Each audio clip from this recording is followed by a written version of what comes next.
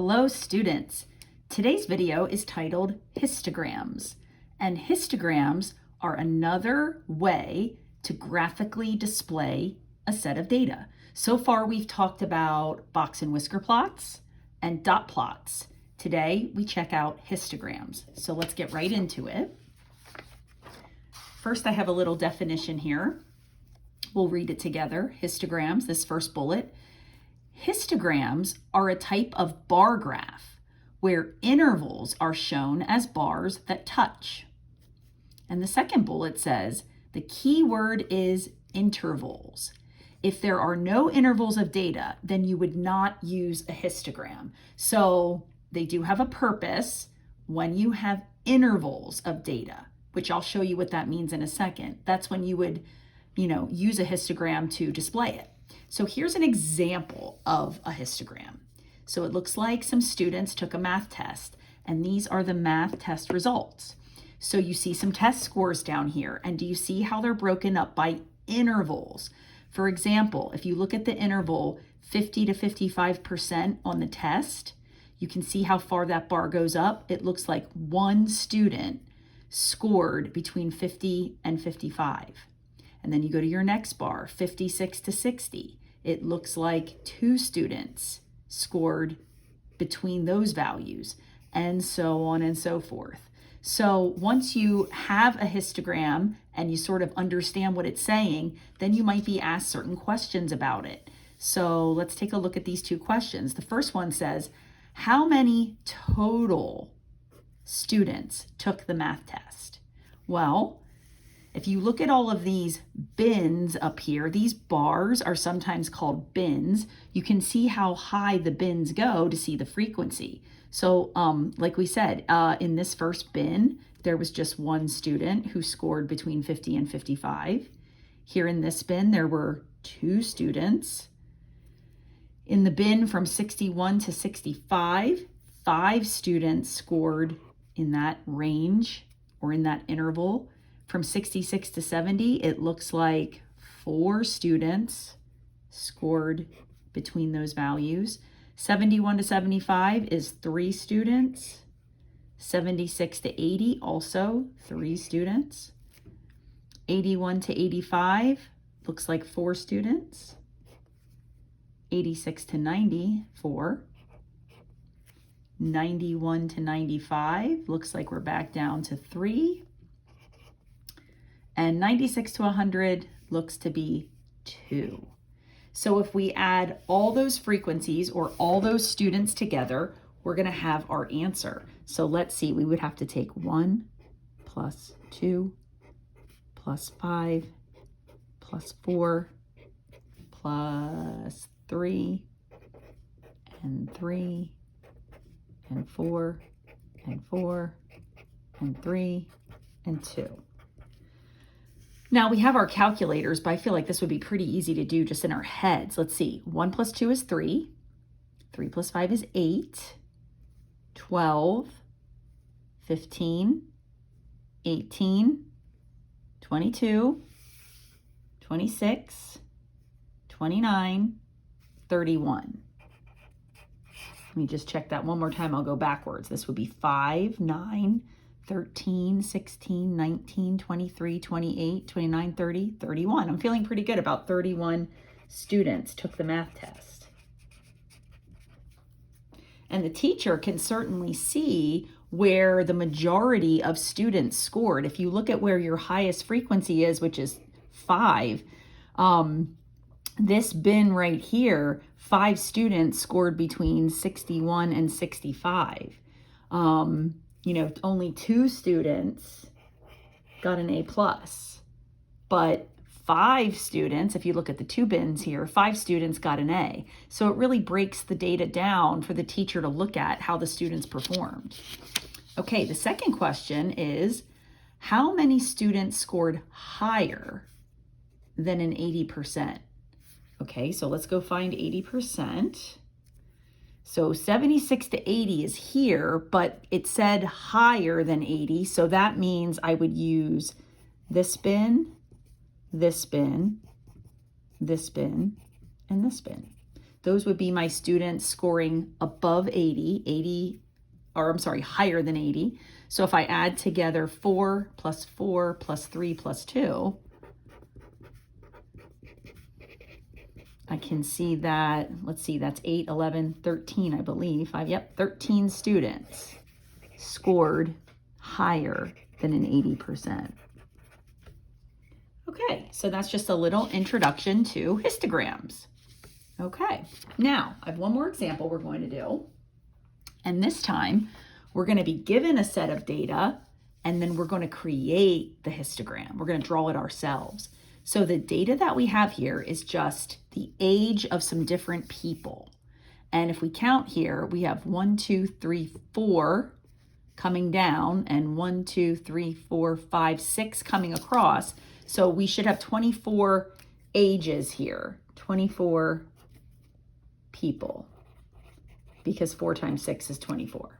Okay, so what I want to do is I need to break this down into intervals that I want to use. Now the intervals that I wanted to use are right here.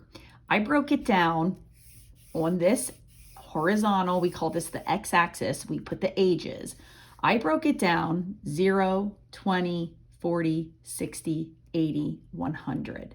Now what's different about this is if you look at the first one we did, they mapped out their intervals like this bin is exactly 50 to 55. This bin holds the 56 to 60s, etc. Sometimes you'll see a histogram like that, which is really nice because the intervals are clearly defined. Sometimes you won't. Sometimes you're going to see intervals like this and you have to infer what this means. So whenever you see a histogram that's just split here, like by 20s, this is what this means. When it goes 0 to 20, right? What that really means is 0 to less than 20. So you're not including, when you draw that first bar does not include 20. 20 gets included on the next bar when you say 20 to less than 40. So this would be 20 to anything less than 40, but not including 40. So keep that in mind when we're doing histograms. Okay, so let's divvy this up, divide it up. We have to see how many of our ages are between 0 to less than 20. Okay, so I am going to cross them off because we just want the frequency. So we have this 16 would be less than 20, right? So that's 1. 78, no. 34, no, no, no, no, no, no. Looking for 0 to less than 20. No. Wow, we just have one number. It was that 16 that falls in the category of 0 to less than 20. So I'll come over to 0 to less than 20 and I'll pull my bar graph up to the 1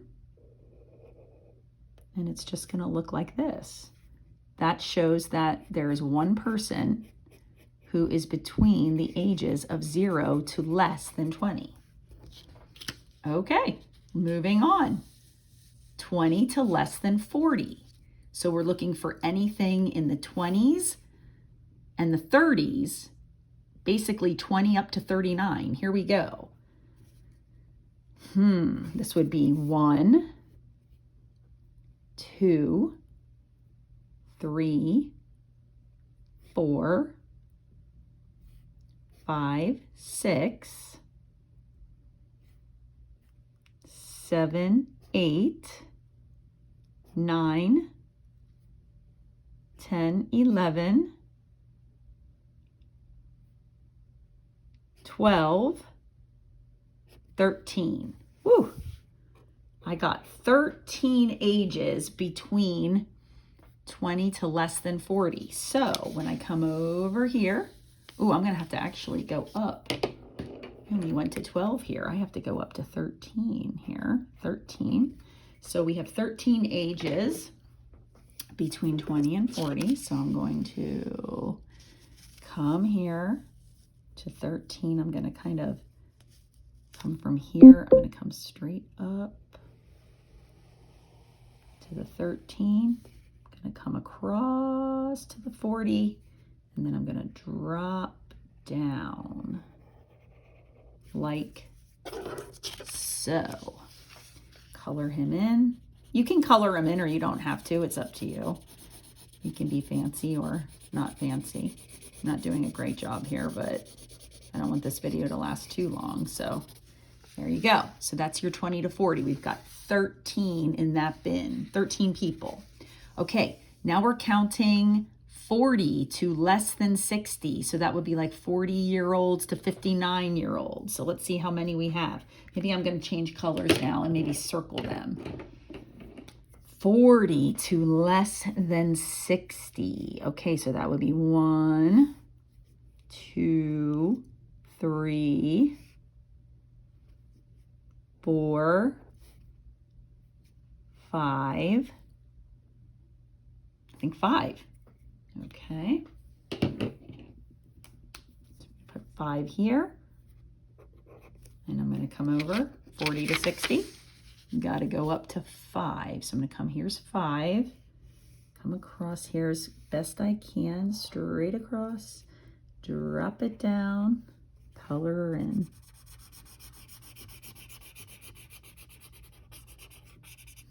Okay. Then I have my 60 to 79, 60 to less than 80. Remember, left to right, you're always going one less.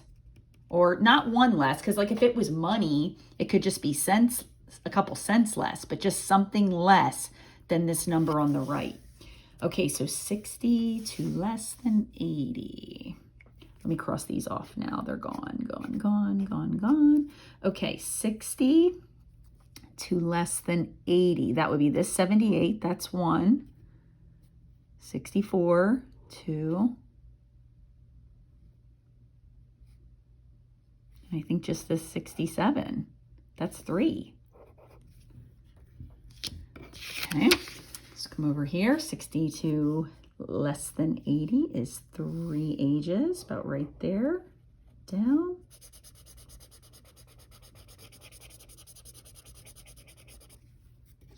And last but not least, 80 to less than 100.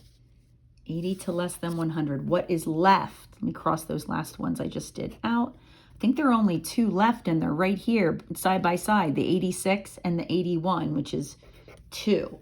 Now, if I did this right, we should add back to 24 people. Let's see if we do. 1 plus 13 is 14, 19, 22, 24. Yeah, I feel pretty good about that. But let's bring this to a 2. 2 right here. And there is my hand-drawn, homemade histogram. So you can kind of see, what does this histogram really tell you? Well, one of the things is you can see where it peaks out. Most of the people, whatever this group of people represented, most of the people fall between the ages of 20 to 39. That's the majority of the people in the group. I would think this has kind of a right skewed feel to it, doesn't it? It peaks out here and it kind of decreases to the right in a tail-like fashion. So that would be data that's skewed to the right. These can be right skewed, left skewed, and symmetrical, just like dot plots. So that's how you make a histogram by hand. So sometimes you're given them and you have to interpret them, and sometimes you have to make them. Okay, so I hope this made sense. Have a great day and happy trails to you.